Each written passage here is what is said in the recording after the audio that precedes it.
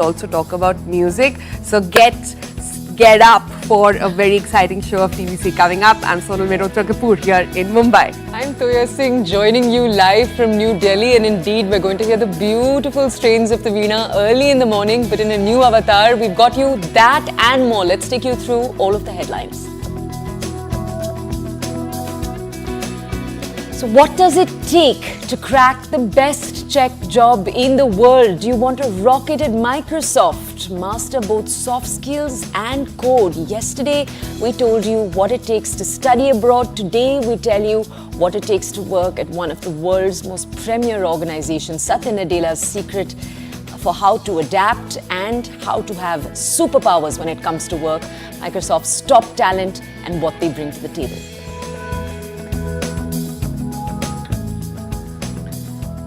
The next story we have on the bulletin comes from Baramulla, where 10,000 strong dance sets are setting new world record. 10,000 Kashmiri women unite to break a record, all because of this folk music. We bring you that beautiful glimpse. And as we promised, the beautiful, beautiful world of the Veena, where tradition meets rock and magic happens. Who says the Veena can't rock? We're going to be turning up the volume on this traditional, beautiful instrument. We're going to make you meet Vidushi Bhagyalakshmi Chandrasekhar, and we're going to hear from her how she's shreds stereotypes one step at a time.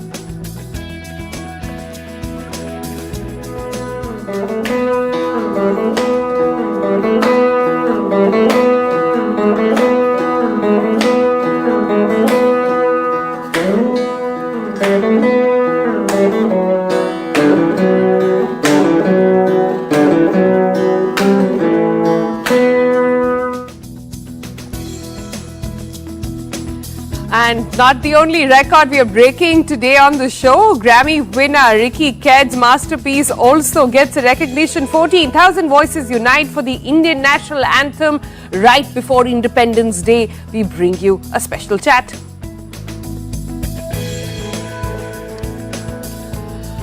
All right, so action-packed show, but let's start with Naukri Ki Baat. Now, yesterday we told you what you should be doing, what should be your toolkit to study abroad, and today let's take that a step further. If you've been dreaming about getting a job in one of the top tech companies in the world, what should be your approach? Now, Satya Nadella has just revealed what it takes to land a job at Microsoft and several such tech firms. Under his game-changing leadership, remember, the company soared past Apple to become the most valuable company in the world. So what exactly is that secret sauce? So Nadella has emphasized a blend of soft and technical skills, and he has a very strong focus on the need for any employee to adapt and to show a versatility. For tech junkies eyeing a spot at Microsoft, he says that a well-rounded skill set isn't just a bonus, it's the entry point. It's the essential thing you're going to need. So let's just take a look at what he listed out as the qualities that he wants to see. He said number one, and this has been a big focus for Microsoft over the last few years, he said the need to understand cloud expertise and the need to possess AI, artificial intelligence, and data literacy. Those are two very, very important skills. In fact, there's a whole list of it, and let's take you through that also now, because it's not just about hard knowings and coding, etc. It's also about soft skills. The third one on his list is actually willingness to learn and adapt, basically showing agility at work. He also talks about focus on consumers, know your TG. He's also sort of put in a lot of effective communication and collaboration on the table, saying that is absolutely essential. Also saying that embracing a growth mindset, knowing where you are today will not take you where you want to go tomorrow, that is also essential. That was my favorite one. Okay, he's also listed out the need to be resilient, to be adaptable to changing situations. He said the importance of taking an initiative, every day, to have a problem-solving mindset always, and building relationships and trust with your other team members, supporting the growth of obviously not just yourself, but also looking out for everyone else in your team. That's also a crucial skill. So that is the list that Satya Nadella has actually put out. But while it looks really nice on paper, the question is, how do we apply it in our careers? How do we know where to pick up these skills from? Clearly, they're not being taught in a classroom. So we thought we'll bring in Shantanu and Deepa both on the program to sort of understand this and try and see कि इसको apply कैसे करते हैं life में, right? So Shantanu Rouge, he is the founder and CEO of Team Lee's EdTech, and Deepa Premkumar, partner at Flintalk. Deepa, let me start with you. We have been focusing over the past decade, or in fact half a decade or so, on soft skills. But if you were to look at this list that Satya Nadella has actually put out, it's a very beautiful blend of both. You got to know how to do the job, but you also need to know how to work with colleagues. Both of them being married together in this very digital world that we stay in. What is the takeaway for you? And importantly for me to understand, and a lot of our viewers to understand, कि इसे life में apply कैसे करते हैं? कोई classroom में तो पढ़ाएगा नहीं है. Absolutely. And Sonal, like you said, Satya Nadella has called out two parts, which is soft skills as well as the hard skills. But Satya Nadella has also called out a third part, which he's calling adaptability. And if you just take a step back and look at how work has changed, just take a minute to think about how work has evolved. When we started with the Industrial Revolution, right? When we all worked in factories, all you needed to know was, how do I get that job done? I just needed the functional hard skills. I didn't need to work with anyone. Then work changed to become the services industry. The banking came, the hospitality came, the hospitals came. So I needed to know my job, the functional hard skills, but I also needed soft skills. I needed to be able to communicate with someone. I needed to understand the person. I needed to collaborate. Today, we're in the digital era. We're in the cloud, we're in the AI era. And that is where a third key skill has got added. You need the functional skills, you need the code, you need the soft skills, but you also need a change orientation or a change skill. What he means by that is you need to be able to adapt to things as they change. This era changes very, very rapidly. Your skills get outdated in 18 to 24 months, which means that you need to have the ability to constantly adapt, be resilient to change, and be able to go for it. Right? That's where I would place that. And your second question, all this is fine, but how do I live it? Nobody runs a course on this. Nobody teaches me how to go about it, right? So the second part, we all learn from our experience, but we don't learn it equally. This change capacity, this adaptability is what we learn on the job. And I'll give you three simple examples on what we can do to learn these skills. And I do this work and I see leaders make this common mistake. They're faced with a situation and they go with muscle memory. Last time I got promoted, I did this. Last time I was in this image position, I did this. And they repeat that. Leaders, people, employees need to be able to make sense, be present to what is this situation and not rely on just memory. That's one key skill, one key way that you can practice adaptability. Be present, really immerse yourself, read the room, understand what's happening. The second thing that people need to do is to frame it right. Many a times I've seen employees fall in love with their ideas and say, this is the answer to that problem. You're very definitive. Like, this is how we'll solve. And in today's complex world, you need to be able to think in possibilities. Leaders will come and tell me, I know this problem, this is the solution, this is what will work. And your brain shuts down. You're like, she's figured it out, she'll do it. And there you bring in possibility. One tip that I give people is, please use hypothesis. My hypothesis is that this will lead to that. So you are opening yourself to possibilities. Your mind is open to data and new experiences. So one, immerse yourself. Two, be less definitive. Just be open to possibilities and say, maybe this will work, maybe that will work. And the last one, Sonal, is how do you respond to a situation? Most employees, leaders love making plans. They love a detailed, every step listed out plan. And then when they go and implement it, they're faced with reality and they stick to their plan. They stick to how things are. And in today's era, for building those adaptability change skills, you need to be able to keep a fluid plan and respond to what things are evolving. So one of the key skills there we encourage leaders and employees is to build an iteration. Have a plan, but go ahead, try one part, see how it's responding, and flex. I'm sure when you run this show, you have a plan, and then you're watching the TRPs, you're watching things, and you're constantly changing how you will run the next show. That's responding Yeah. to a situation. So, three things: be present, frame it, think in possibilities and not definitives. And the last one, how you respond, build an iteration, be open to changes that will come. Those are three things, practice it, and all the skills that you listed will come alive. That's beautifully framed, Deepa. Let's just Very go over. fascinating. Let's just go to Shantanu to ask him something similar. Shantanu, one of the big themes Deepa was really touching on in her answer, and that we've seen take place in the world around us in just the last few years. Just a few years ago, the big thing that you wanted to go in learning was coding and programming. Everyone, it seemed, was becoming a programmer around us. I know a batch of students right now that is completing their college across the United States, across the UK as programmers. And simultaneously in the Twitter sphere, for example, you now hear people saying that AI has phased out programming as a job, that, it's going to be a job that in a few years will be obsolete. So like Deepa said, it feels as if, here was a new technology and just a few years later, we're already looking at questions of its existential existence. So I just want to ask you, Shantanu, in terms of the hard skills, because we've talked right now of the philosophical approach you almost want to have in your day-to-day. But in terms of the hard skills, because Satya Nadella does say you need some hard skills, you need to mix them with soft skills.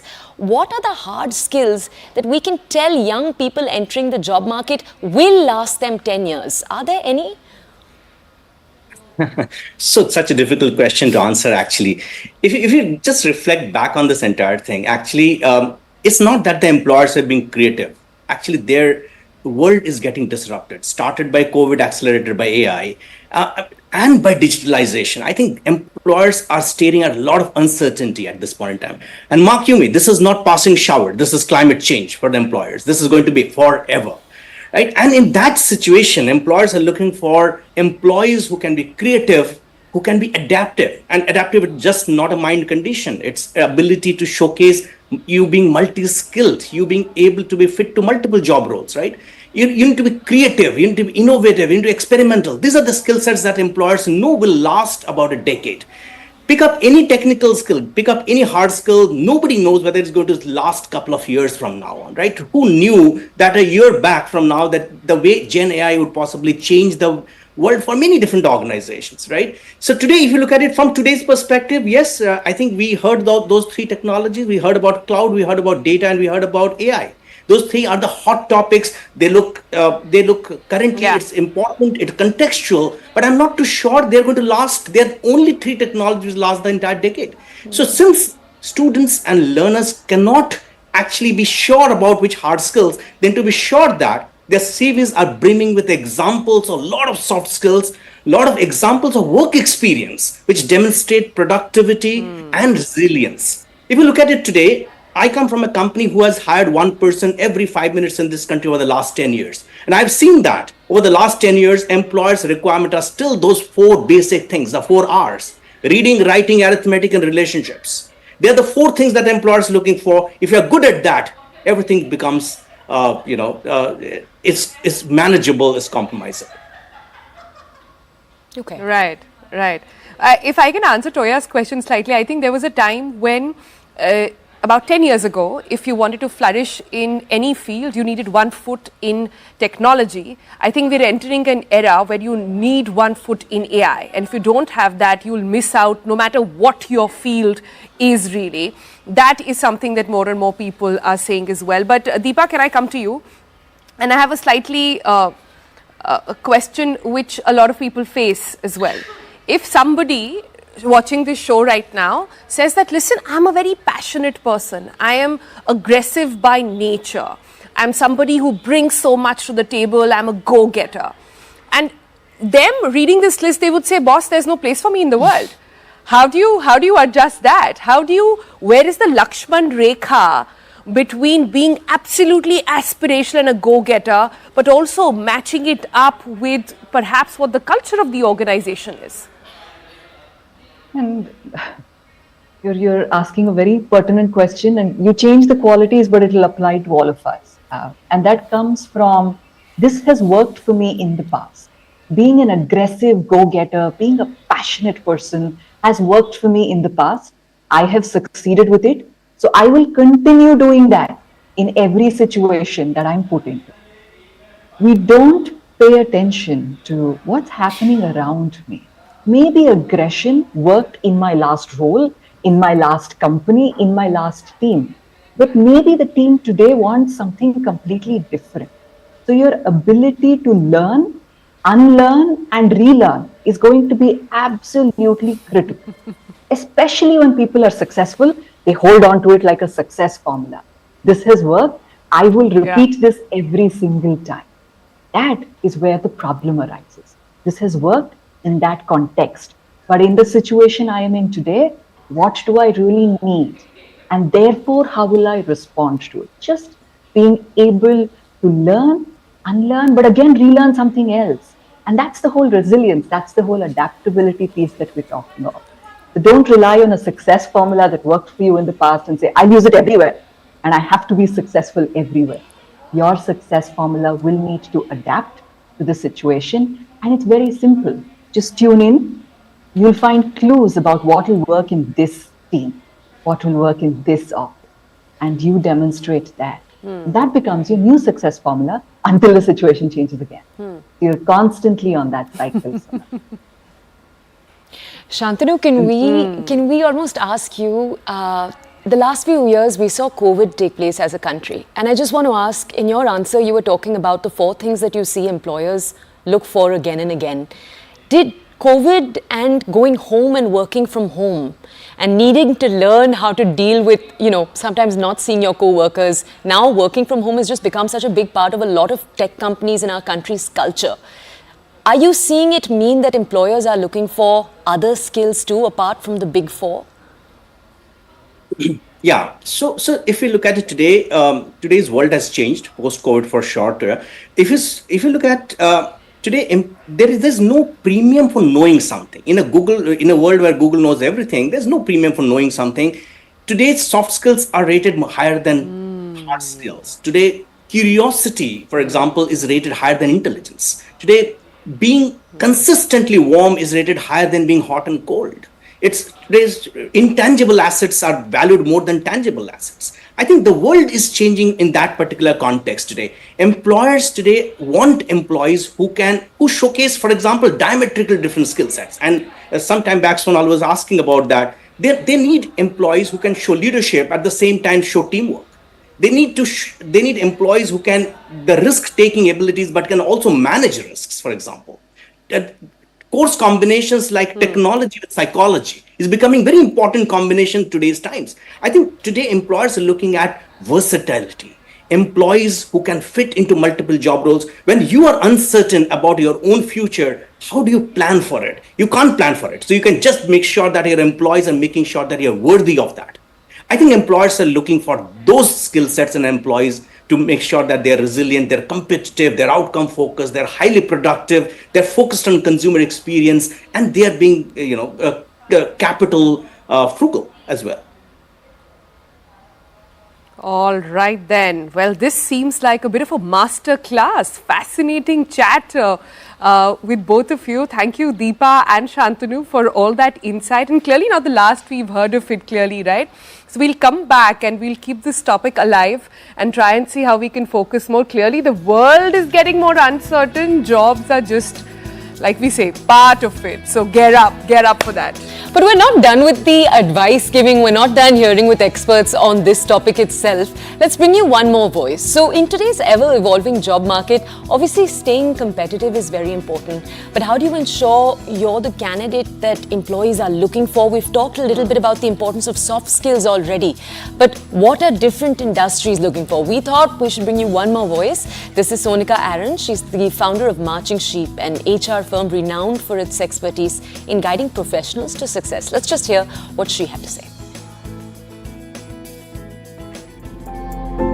At one time when we would look for candidates, we would say we need to look for KSA, knowledge, skills, and attitude. Yeah.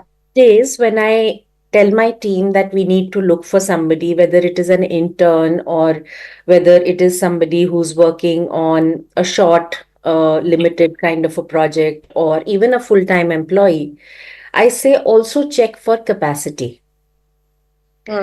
Is there the capacity in this person to be able to deliver when the organization needs the person to deliver, to stretch, to be there, be available?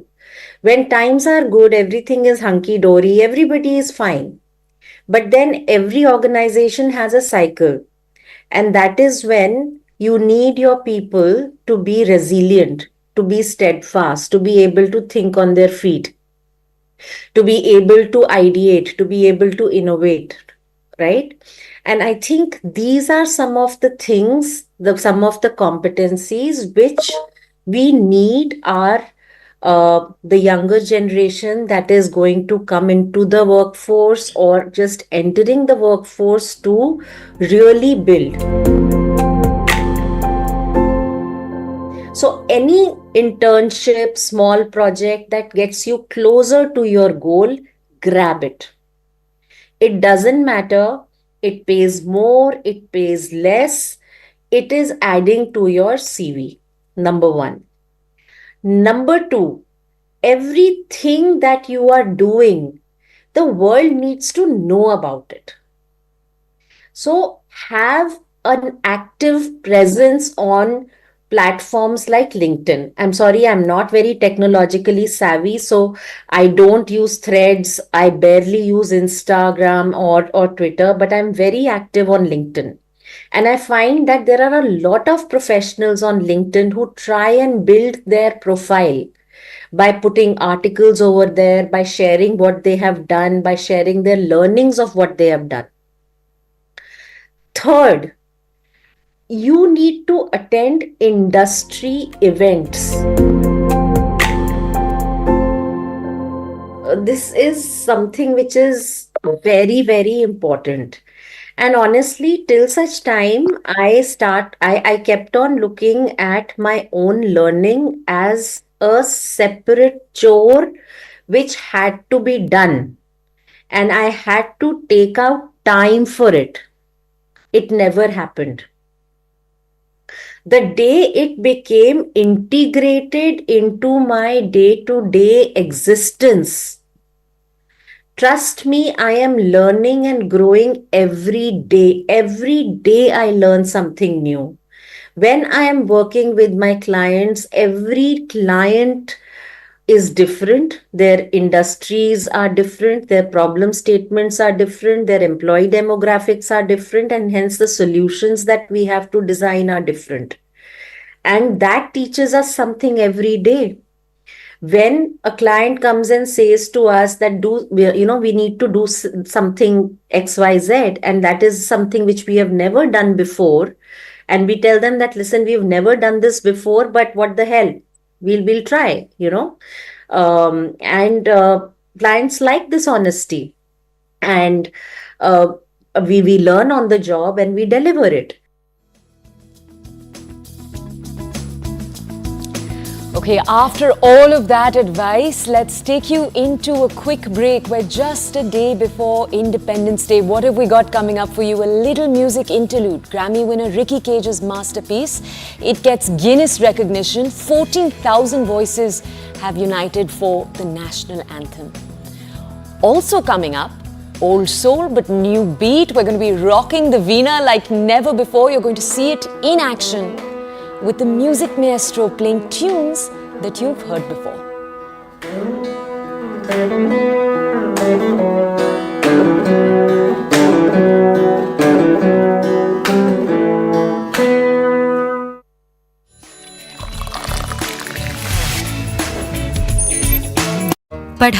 Up, that is something that should be ignored, is what the Indian side had argued, saying that it is not a case where it's not a case of doping where some kind of artificial substance was used. It was completely the natural recovery process of the body. Shivani, very quickly, do we know where Vinesh is? Have people been in touch with her? What is her frame of mind?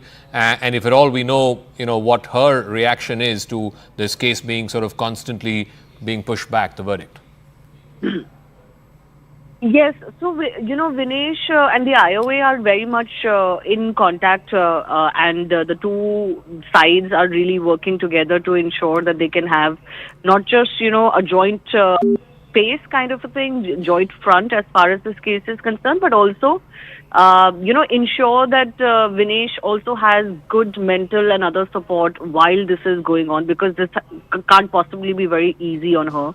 So the IOA president and others have been in touch with her. Of course, athletes have had to leave their Olympic village. Tomorrow a big part of the contingent of the athletes who are back in India or coming back to India are also meeting other dignitaries in the national capital, but there will be a couple of notable exceptions, possibly including Vinesh. So I think she's trying to just stay away from the media limelight and not really, go through this while being in the media. The IOA is the body that is kind of fronting it. And of course, we were hoping to hear from both the president and from Harish Salve, who's the noted lawyer and jurist who fought the case for her. As far as the case itself is concerned, Zaka, it is of course a case that could have huge ramifications, and maybe that is why it is taking a little bit of time to justify the decision either ways, whichever way it comes. All right, I believe it's been deferred now further to the 16th of August. The Court of Arbitration for Sport is likely now to announce the verdict on the 16th of August, which is a day after Independence Day. We don't know the reason for why it has been deferred again. Remember, it was supposed to come last Saturday on the 11th of August before the closing ceremony of the Paris Games. But then that got postponed to the 13th, which is today. And now we have news that it has been further deferred to the 16th of August. Ananya Bhatnagar has more details. Ananya, any information on why this verdict has been delayed again? This would be the second time it's been pushed back. Well, definitely, Zaka, it has been pushed back another time. It is the 16th of August, 6 p.m. Paris time, 9:30 p.m. the Indian Standard Time that this verdict will now be pronounced. Remember that the verdict had to be pronounced originally on August 10th, but what had happened was till August 11, the deadline was increased to actually file certain written documents by both the sides, by the Indian Olympic Association and also by the World Wrestling Federation. So there might be, since it's just an initial information, as per our experience, we can say that this is something that the judge might need some time to consider these new documents that had been submitted, in fact, by both these sides, and hence, this time has been extended to August 16, 6 p.m. or Paris time and 9:30 p.m. Indian Standard Time. But Zaga, the Indian contingent had very well argued, Mr. Salve and Vidushpat Singhania, who appeared for, in fact, the Indian Olympic Association, categorically stated that it is every athlete's fundamental right to actually replenish their body post a very, very boutful day. They had Vinesh had a lot of bouts that day, and post that she had a right to actually replenish her body, and this 100-gram increase was nothing that can be addressed to artificial substance being used, or this is not a case of doping. It is a clear case where athlete used her fundamental right to replenish her body, and hence this 100-gram increase was actually there, and that should be ignored, is what in fact the Indian Olympics Association has argued before the court. Ananya, give me a moment, just stay on with us. I believe Shivani is also joining us. Shivani, so this must be further sort of heartache for Vinesh and her fans. We were supposed to get the verdict first on the 11th, then again on the 13th, which is today, and then now it's been pushed back by a couple of more days. Do we have any information as to why this delay, why this pushing back? I've just tried to speak to one of the lawyers that is representing Vinesh Phogat, and I asked exactly this question: why is this delay? Because this is the second such delay that has come to light, and the lawyers are flummoxed themselves. They don't really know exactly why. We do know that last extension was given to file some additional documents. Maybe the sole arbiter needs more time to go through that and assess the situation. What we have received from the IOA is that the CAS ad hoc division president has allowed Dr. Annabel Bennett, sole arbiter in the Vinesh Phogat versus UWW and the IOC matter, in an extension till 6 p.m. Paris time on Friday, August 16. And therefore, the press conference that was scheduled...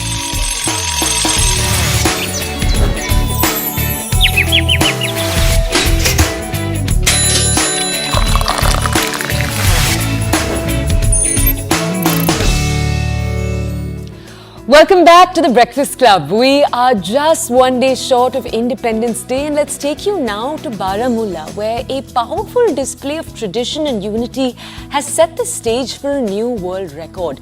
Thousands of young women came together in a celebration that's as much about cultural pride as it is about making history. And why we connected it to Independence Day is because this is all being done in the lead up of India's 78th Independence Day. They had a month of practice and then they got together to perform the largest Kashmiri folk dance ever. This is at the Kashur Rivaj Cultural Festival.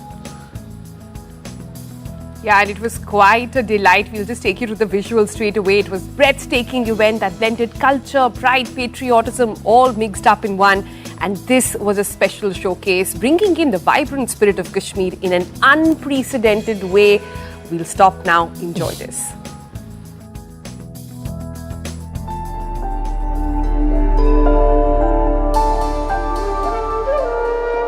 In Baramulla, Kashmir, a historic event unfolded as 10,000 young women performed the largest ever Kashmiri folk dance at the Kashur Rivaj Cultural Festival. This grand spectacle, which set a world record, was organized by the Dagger Division of the Chinar Co. in collaboration with the Baramulla District Administration and the Indrani Balan Foundation as part of the celebrations leading up to the 78th Independence Day. Held at the Professor Shaukat Ali Indoor Stadium, the festival was a vibrant display of Kashmiri traditions, featuring traditional dances, music, calligraphy and other cultural activities. The highlight was the collective performance of the Rof dance by the young women, which marked a new world record. Lieutenant General Rajiv Ghai, the co-commander of the Chinar Co, served as the chief guest, while Major General Rajesh Sethi, GOC Dagger Division and Baramulla Brigade Commander Brigadier Rajat Bhatt were all in attendance. The event reached its crescendo with a passionate performance by the Strings of Baramulla band from the Chinar Yuva Center. The success of the Kashur Rivaj Festival has now set a new benchmark for future cultural engagements in Kashmir, uniting the youth in a powerful display of tradition and patriotism. Bureau Report, CNN News 18.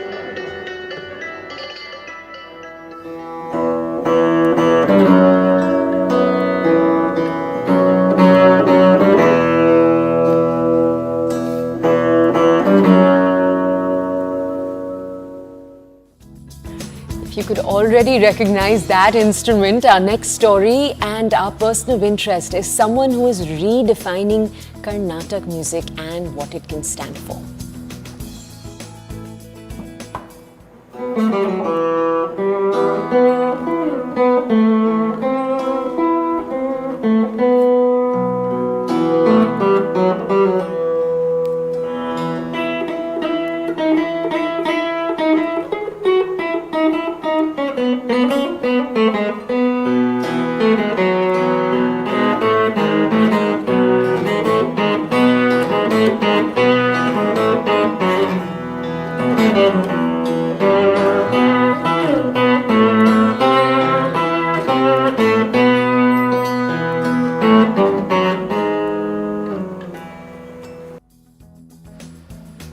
All right, that was just a little sneak peek over there. Now, that individual makes tradition meet rock and roll. She's an old soul with a new beat.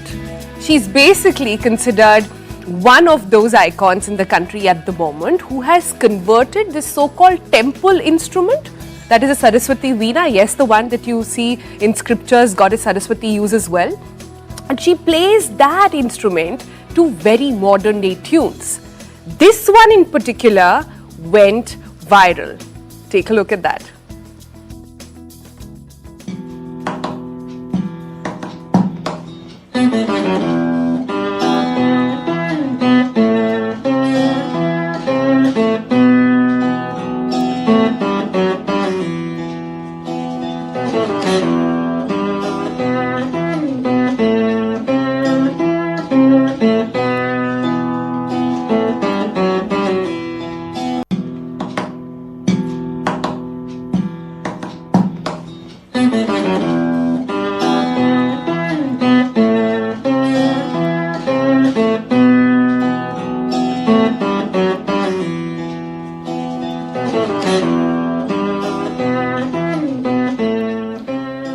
Do you recognize those iconic sounds? Okay, so we had to get her on TBC and she joins us right now from Bengaluru. This is Vidushi Bhagyalakshmi Chandrasekhar ji. Let's go over to her for our first question.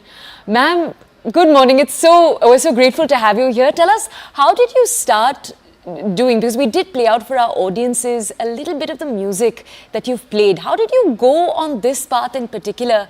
And you know, it's an instrument that's considered an instrument of the yesteryears. You kind of reinvented it. Is that correct to say?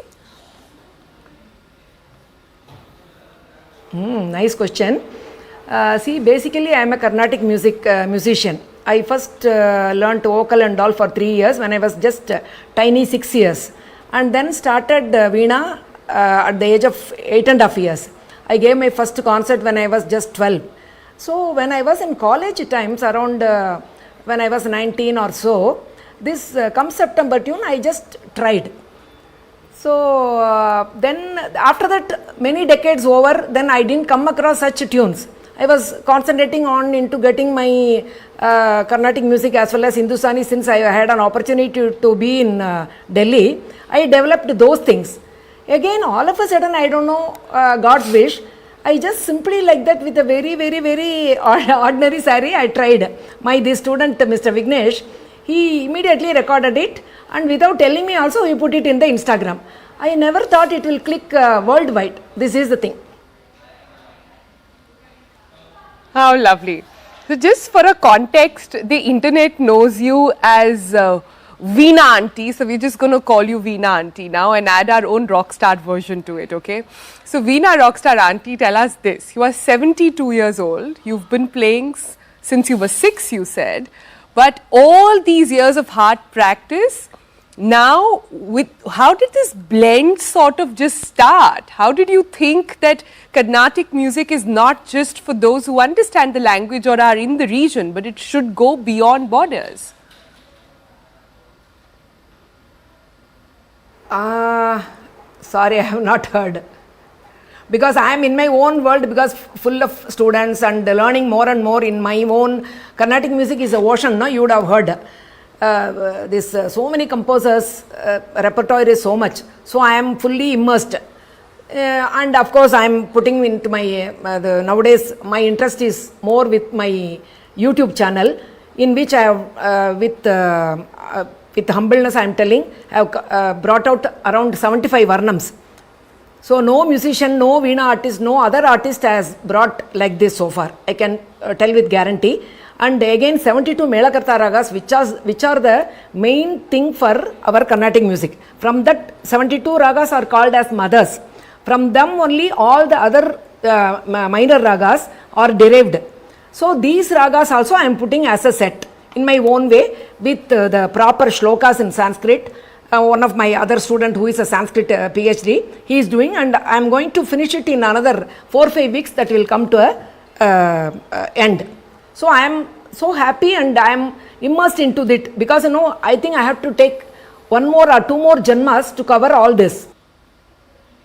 But Vina Auntie, tell us, today is an age when you have AI that's making music. What is the response that you're getting? Because there's obviously, as you said, you've put out one video, you didn't, a student of yours did, and it went viral.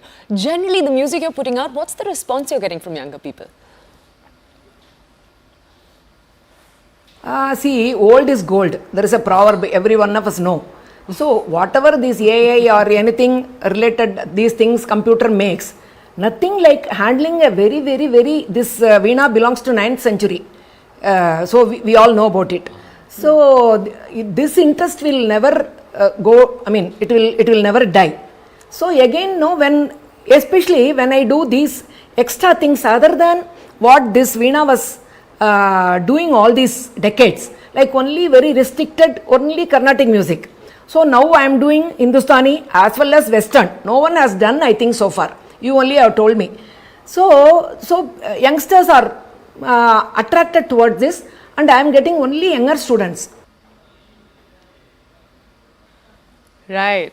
That's lovely to know that a lot of young people are actually getting attracted to this, what was traditionally thought of as in age-old instrument, or like I said, a temple instrument of sorts, the Saraswati Veena.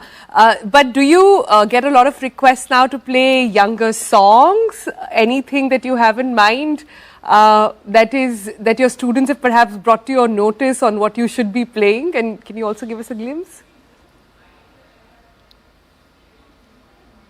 So when I had been to UK to perform, play for a Kathak dancer, which is again a very rare thing.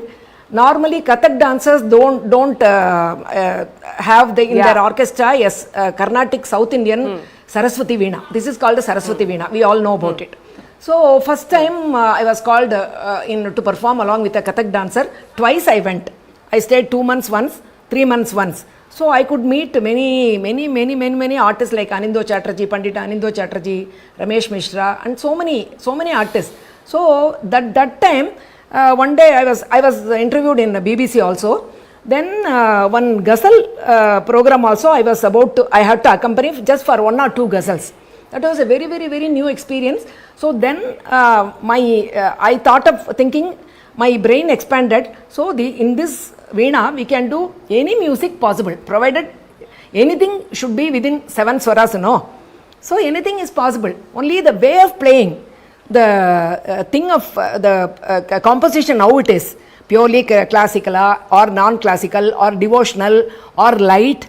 Accordingly, we have to adjust ourselves, we have to adapt our mind, we have to accept that, we have to bring it in our fingers. Can we get a little greedy? I hope you don't find this too pushy. Can we get you to play us something? If it's all right, can we ask you to maybe play a Bollywood song? Now this is the song from Bhool Bhulaiya, music score done by Preetam Chakravarti and Ranjit Barot, sung by Sri M.G. Shivkumar and Shreya Ghoshal. I am going to play only the end portion, climax portion of a song.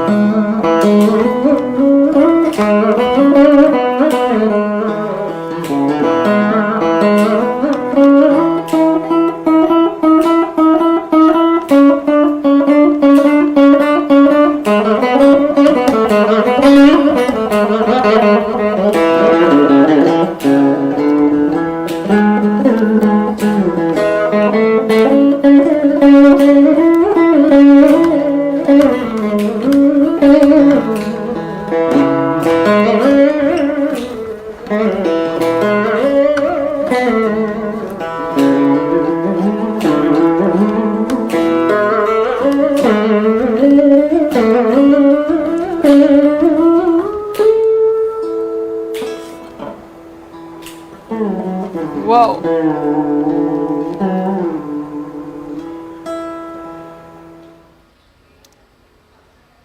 Wow.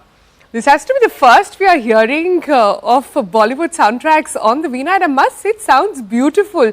But Veena auntie, can I request you to sort of get back, put on your specs again? When we were chatting up before the interview, and I asked you what other new age challenges you are taking up, you had a particularly interesting number in mind. I don't want to sort of let the surprise out for our viewers, but take us through, what is it that you've been practicing of late?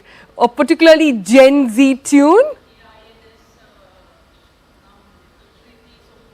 Next, I am going to try Game of Thrones, which I started learning only few hours back.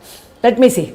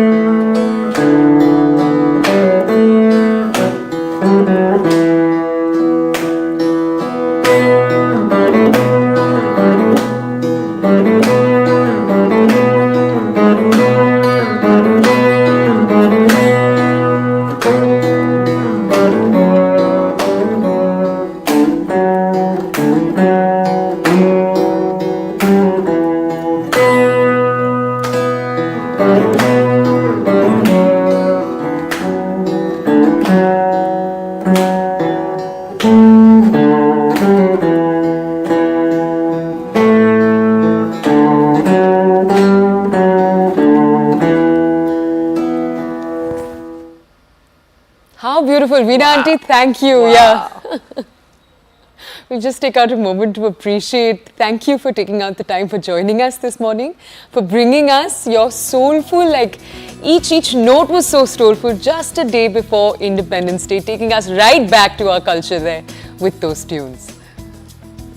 I had goosebumps with that Game of Thrones tune. It was just magical. Thank you so much again, Vina auntie, for joining us with that. But we are not done with the music just yet. The second part of the show started with music from Kashmir. We went all the way down south to Vina from the south, and that's the beauty really of the culture and the heritage that India has.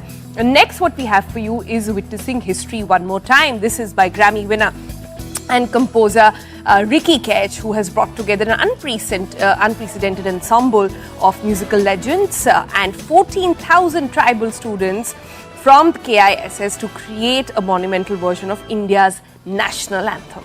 And what's more, this epic collaboration has earned them a Guinness World Record for the largest singing lessons. Sakshi chats with him and talks a little bit with him about how he brought this entire idea to life.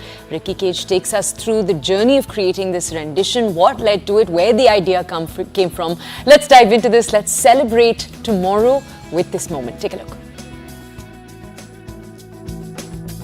Hi everyone, today in our studio we got someone that the entire nation is proud of, 3-time Grammy winners. I think you got your cue already, but very recently he got another feather in his hat. Ricky CAS, everyone, would you like to tell our viewers the feather that I just talked about, something that you would be gifting to all of us right ahead of the Independence Day? Of course, would love to speak a little bit about that. So I've created a new rendition of the Indian National Anthem, and this one's really special because last year I did this rendition of the national anthem with a 100-piece British orchestra, where me being an Indian composer, I conducted 100 of Britain's finest musicians performing our Indian national anthem.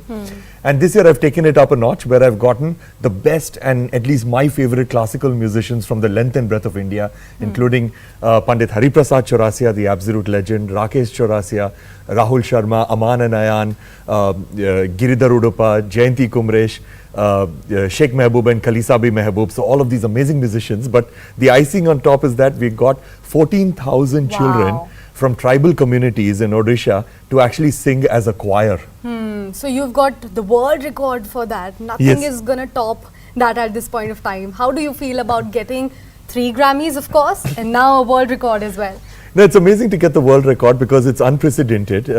What we did is that I organized a singing lesson for these 14,000 amazing tribal children in Odisha at the Kalinga Institute of Social Sciences.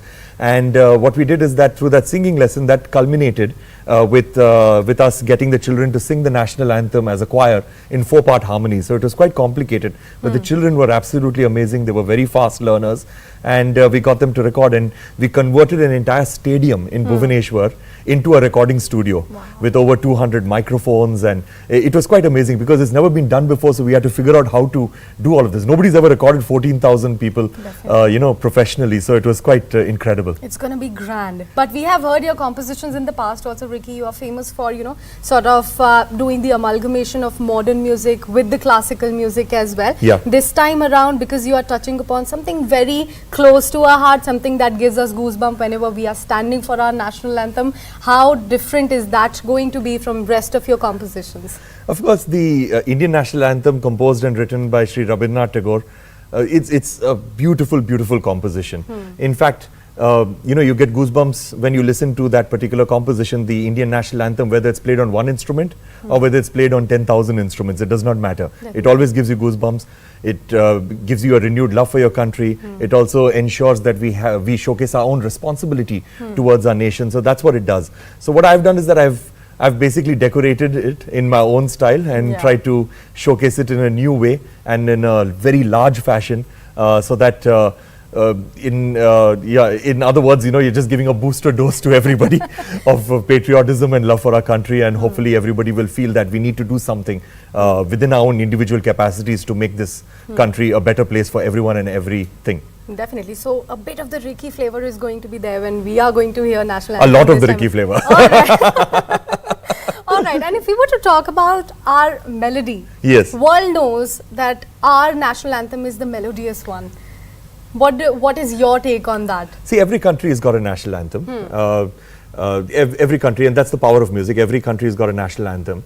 But then our anthem is different because when the other countries have got their national anthems, it is always associated with some degree of controversy. Some people don't like a few lines, or some people say that, oh, we have to change our national anthem, or it's not representative of me. But in India, the national anthem brings the entire country together, irrespective of your your religion, your skin color, your geographic location, your traditions or your culture or your culinary taste, whatever it may be. The national anthem brings everybody together, and that's the magic of this national anthem that Sri Rabindranath Tagore wrote. And that's the reason why I keep coming back to the national anthem, and I keep making these renditions of it, because for me, being a musician, I'm all about the power of music. I'm all about what can we do through music. How can we bring people together? How can we raise awareness on issues like climate change, or bring about positive social impact through music? And the national anthem is the best possible example, the national anthem of India, of how music can bring people together. Indeed, and this Independence Day is going to be flavorful with a lot of Ricky Cage, of course, coming in our way. Last but not the least, how would you like to wish our viewers Independence Day in Ricky manner? So I would say that the happy Independence Day to all our viewers now. And I would say that, just figure out what can we do within our own individual capacities. We do not need to change the world. All that we need to do is bring about small, tiny, incremental changes within our own lives to make life better for everyone around us. So figure out what is it that you can do within your own individual capacity. And of course, listen to the new rendition of the national anthem and share it with as many people as possible and inspire everyone around you. Definitely. Happy Independence Day. Jai Hind.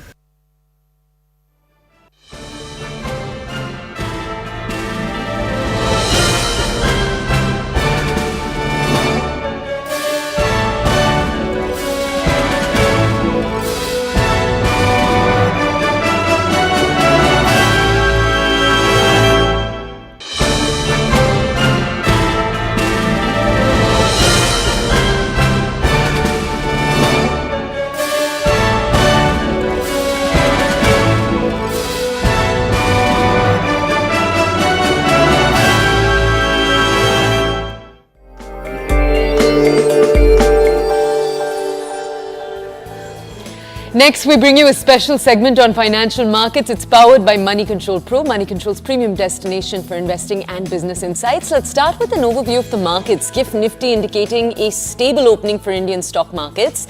Asian markets are rising in Wednesday morning trades. US markets close with gains and optimism does exist about interest rate cuts. Crude oil prices rise as traders weigh inventories and demand. Let's look at sectors then next, and talking about that, we have the non-ferrous metal prices that have been caught in a downhill trend of sort against the backdrop of lower economic growth in most developed countries. Now, companies have so far not felt a severe impact as raw material prices correction sort of shielded their profitability. However, a double whammy of falling volumes and realization could hurt performance going forward. If you want to know more about that, you can log into Money Control Pro to find out more about the metal sector and various other actionable insights on the market. It is a premier destination for all your investing views and financial insights you will ever need, brought to you by Money Control.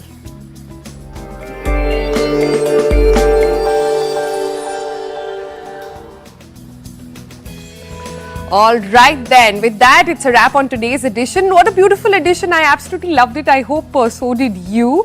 And tomorrow is 15th August. Wishing all our viewers a very happy Independence Day in advance. We will be, of course, taking a break on the program and letting you enjoy all the live festivities coming in from Delhi as we get into our Independence Day. So we'll see you again on Thursday. For now, goodbye and happy Independence Day.